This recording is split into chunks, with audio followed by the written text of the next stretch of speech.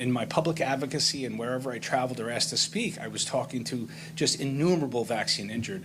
As a curious clinician, and I like challenges, I decided to take on this disease. And I've now spent 3.5 years treating patients who are chronically ill from the vaccine.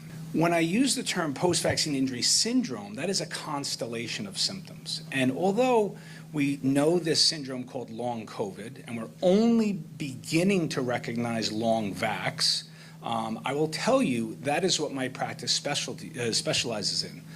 What we're seeing is an epidemic of a disease that has long been called myalgic encephalitis / chronic fatigue syndrome. And the Mayo Clinic called that out in 2021 in regards to COVID, that they were seeing unprecedented rates of ME/CFS. Historically, ME/CFS has always been associated with infections.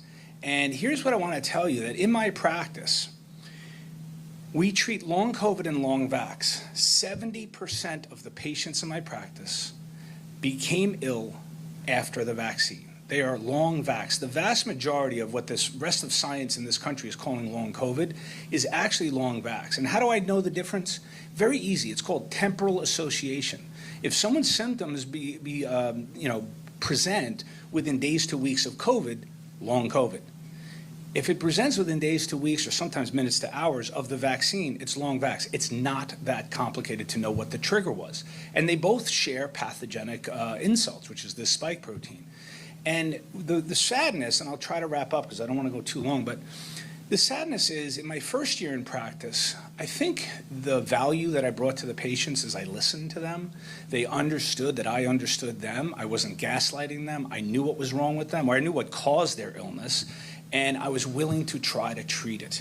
When you take their history prior to their illness, they will report that they ate well. They were absolutely successful in their careers. They liked to exercise and stay fit. They were raising their children. And now they found themselves barely able to get out of bed in some cases.